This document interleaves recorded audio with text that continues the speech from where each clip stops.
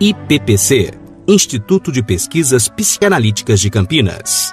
Curso online de Psicanálise, lição 5. A descoberta da sexualidade infantil. Freud, em suas investigações na prática clínica sobre as causas e o funcionamento das neuroses, descobriu que a maioria de pensamentos e desejos reprimidos referiam-se a conflitos de ordem sexual, localizados nos primeiros anos de vida dos indivíduos, isto é, que na vida infantil estavam as experiências de caráter traumático reprimidas, que se configuravam como origem dos sintomas atuais, e confirmava-se desta forma que as ocorrências deste período da vida deixam marcas profundas na estruturação da pessoa. As descobertas colocam a sexualidade no centro da vida psíquica e é postulada a existência da sexualidade infantil. Estas afirmações tiveram profundas repercussões na sociedade puritana da época, pela concepção vigente da infância como inocente.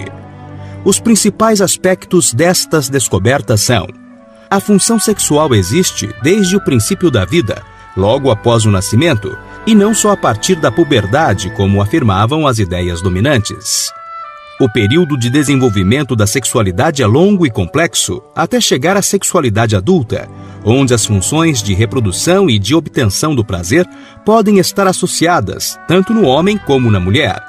Esta afirmação contrariava as ideias predominantes de que o sexo estava associado exclusivamente à reprodução. A libido, nas palavras de Freud, é a energia dos instintos sexuais e só deles. No processo de desenvolvimento psicossexual, o indivíduo, nos primeiros tempos de vida, tem a função sexual ligada à sobrevivência e, portanto, o prazer é encontrado no próprio corpo.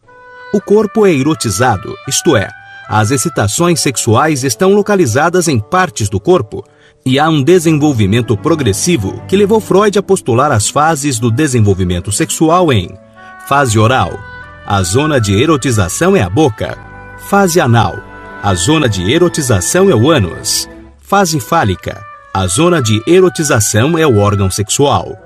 Em seguida, vem um período de latência, que se prolonga até a puberdade e se caracteriza por uma diminuição das atividades sexuais, isto é, há um intervalo na evolução da sexualidade. E, finalmente, na puberdade, é atingida a última fase, isto é, a fase genital, quando o objeto de erotização ou de desejo não está mais no próprio corpo, mas em um objeto externo ao indivíduo, o outro.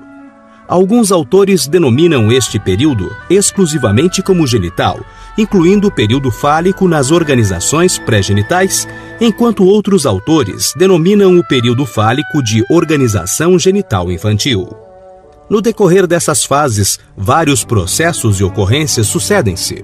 Desses eventos, destaca-se o complexo de Édipo, pois é em torno dele que ocorre a estruturação da personalidade do indivíduo. Acontece entre 3 e 5 anos, durante a fase fálica. No complexo de Édipo, a mãe é o objeto de desejo do menino e o pai é o rival, que impede seu acesso ao objeto desejado. Ele procura então ser o pai para ter a mãe, escolhendo-o como modelo de comportamento, passando a internalizar as regras e as normas sociais representadas e impostas pela autoridade paterna. Posteriormente, por medo da perda do amor do pai, desiste da mãe, isto é, a mãe é trocada pela riqueza do mundo social e cultural, e o garoto pode, então, participar do mundo social, pois tem suas regras básicas internalizadas através da identificação com o pai. Este processo também ocorre com as meninas, sendo invertidas as figuras de desejo e de identificação. Freud fala em Édipo feminino, explicando alguns conceitos.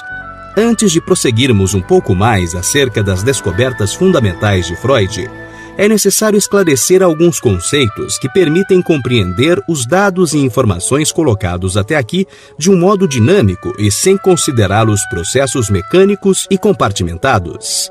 Além disso, estes aspectos também são postulações de Freud, e seu conhecimento é fundamental para se compreender a continuidade do desenvolvimento de sua teoria. No processo terapêutico e de postulação teórica, Freud, inicialmente, entendia que todas as cenas relatadas pelos pacientes tinham de fato ocorrido. Posteriormente, descobriu que poderiam ter sido imaginadas, mas com a mesma força e consequência de uma situação real. Aquilo que para o indivíduo assume valor de realidade é a realidade psíquica.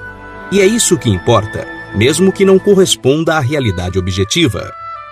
O funcionamento psíquico é concebido a partir de 3 pontos de vista. O econômico: existe uma quantidade de energia que alimenta os processos psíquicos. O tópico: o aparelho psíquico é constituído de um número de sistemas que são diferenciados quanto à sua natureza e modo de funcionamento, o que permite considerá-lo como lugar psíquico. E o dinâmico: no interior do psiquismo, existem forças que entram em conflito e estão permanentemente ativas. A origem dessas forças é a pulsão. Compreender os processos e fenômenos psíquicos é considerar os 3 pontos de vista simultaneamente. A pulsão refere-se a um estado de tensão que busca, através de um objeto, a supressão deste estado. Eros é a pulsão de vida e abrange as pulsões sexuais e as de autoconservação. Thanatos é a pulsão de morte, pode ser autodestrutiva ou estar dirigida para fora e se manifestar como pulsão agressiva ou destrutiva. Sintoma: na teoria psicanalítica, é uma produção, quer seja um comportamento, quer seja um pensamento, resultante de um conflito psíquico entre o desejo e os mecanismos de defesa. O sintoma, ao mesmo tempo que sinaliza, busca encobrir um conflito, substituir a satisfação do desejo. Ele é, ou pode ser, o ponto de partida da investigação psicanalítica na tentativa de descobrir os processos psíquicos encobertos que determinam sua formação. Os sintomas de Ana eram a paralisia e os distúrbios do pensamento. Hoje, o sintoma de um paciente qualquer pode ser a recusa a comer. Em nosso próximo encontro, falaremos sobre a segunda teoria do aparelho psíquico. Até lá!